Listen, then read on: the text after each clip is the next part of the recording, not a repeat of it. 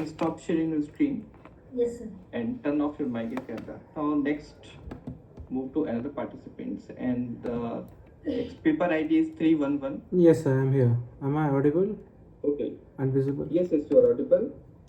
So turn on your mic and camera and just start sharing the screen. Present your work. Please be mindful for the time. You have 10 minutes. 2 minutes for Q&A. Okay. Okay. I assume my screen is visible now. Yes, it is visible. Okay, so good morning, everyone. I am Dhruv Kulkarni, a recent pass out from NIT Surat, bachelor's, and I am here to present this paper, paper ID 311, a case for Kolmogorov-Arnold networks in prefetching towards low latency generalizable ML prefetchers. So to start off with, I'll immediately make out some important points.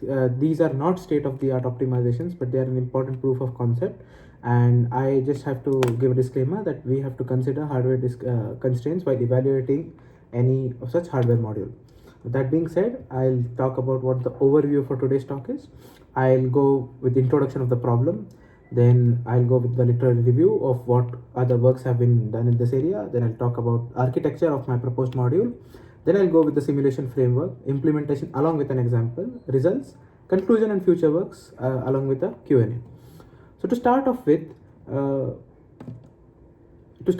the introduction to the problem is called a memory wall problem. If I were to describe the problem properly using a graph, this roughly represents the processor performance, and this line represents the memory performance. As you can see, there is an important processor memory performance gap as and when Moore's law is scaling and transistor size is decreasing. So we have seen this important processor memory performance gap.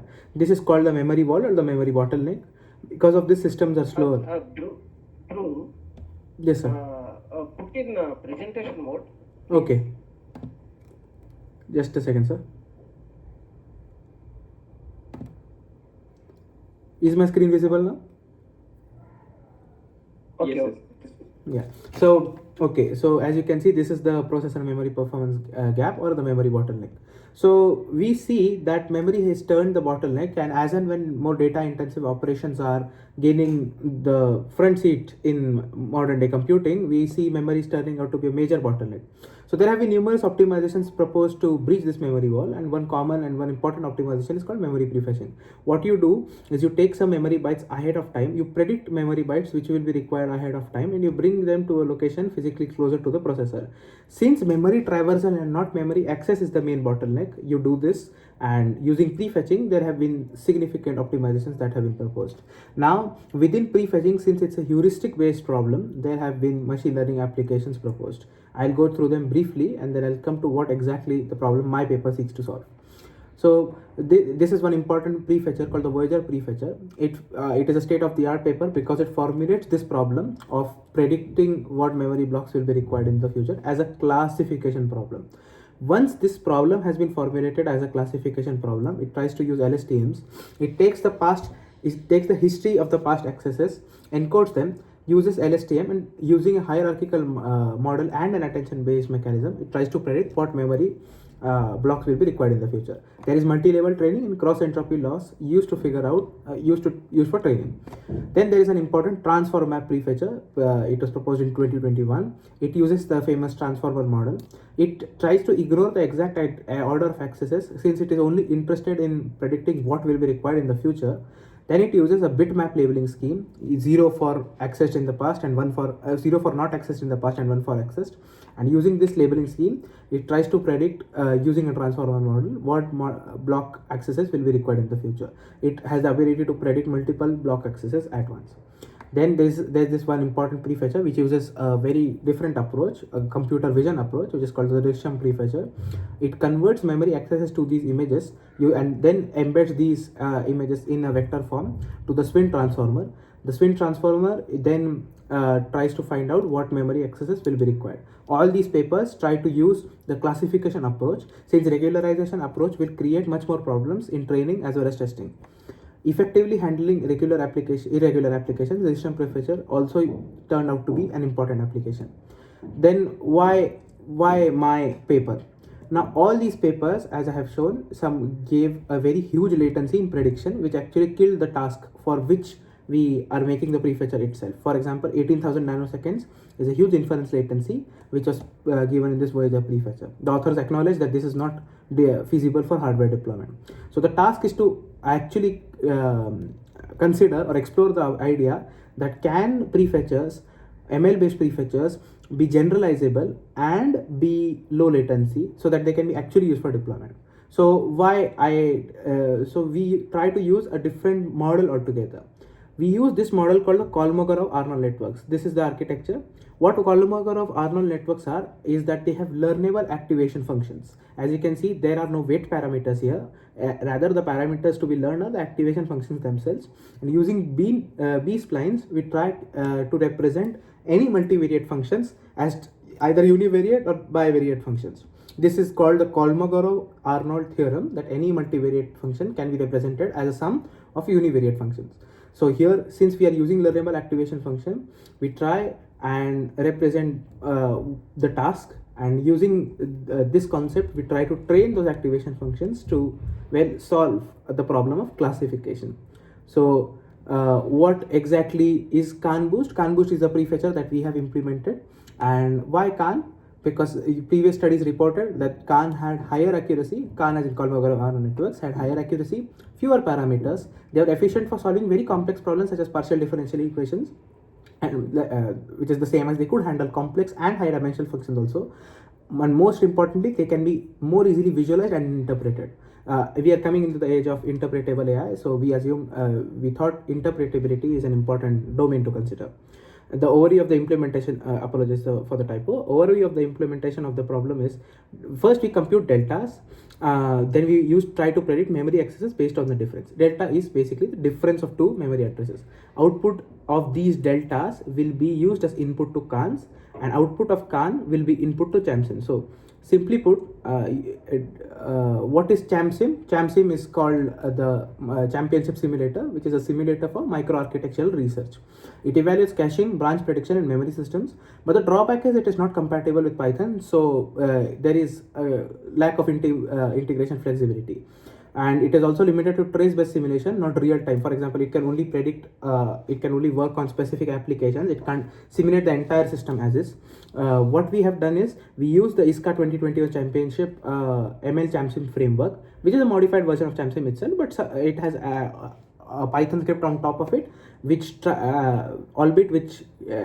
supports only offline learning, not online learning, but it is a standard simulator used for such applications. The implementation is as follows. First, the data set is ChamSim traces and load traces. What are load traces? Load traces are CSV files. ChamSim traces are encoded in a different extension. This is input to the ChamSim, and this is input to the ML model. So load trace generation also can be done using ML ChamSim itself. How does the data set look? It has instruction ID, cycle count.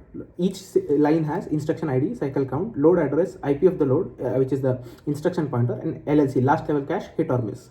Using this data set, we calculate deltas. Deltas are representing differences between consecutive access. For example, if load address was 1000 and the next load access was 1004, the delta will be 1004 minus 1000, which is 4. Transformation is minus 64 to plus 64 to 0 to 128. What this means is deltas can be anything from minus 64 to plus 64. Since block size in ChamSim is 6 bits, which is 2 to the power 6, is 64 blocks possible. So transformation can be minus 64 to plus 64. We have to change it to 0 to 128, so it allows training.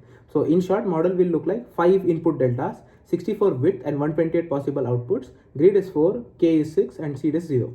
So what was the data set? We used 12 million instructions and predicted on roughly 1 million instructions what will be the possible memory blocks required in the future. Loss function, we used cross entropy loss to penalize deviations and improve prediction accuracy. Optimization was the standard Adam optimizer, and to preserve hardware feasibility, predictions are limited to same page deltas, and that's the trade-off that we have to discuss, which limits its coverage. So all in all, this is how the model will look. Each separate address will have like this: physical page address, block address, and block offset. And this is the proper hierarchy of different blocks.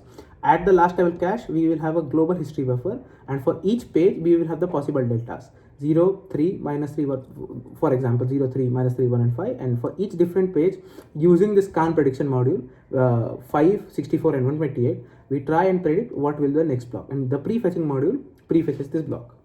So using an example, if I say prefetch, for example, these are the previous memory addresses 123400 and 123401. So delta will be 01 minus 00, which is 1.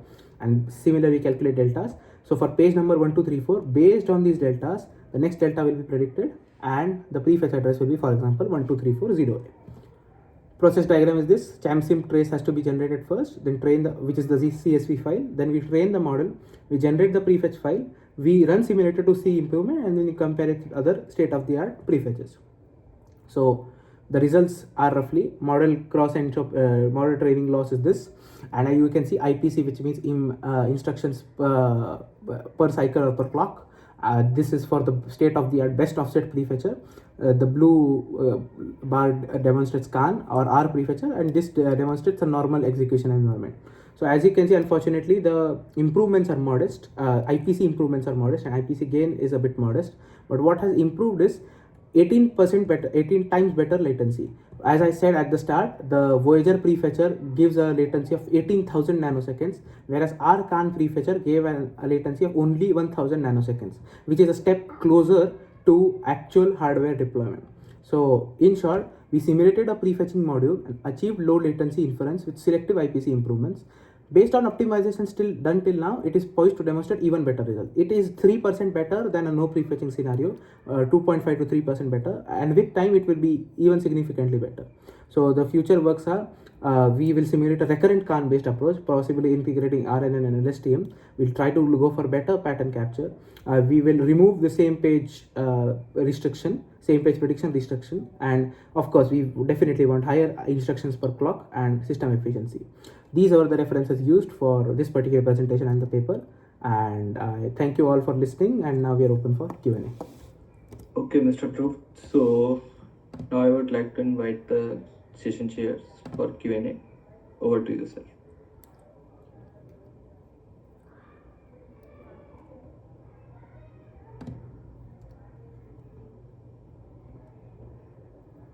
Good work. Thank you, sir. Right.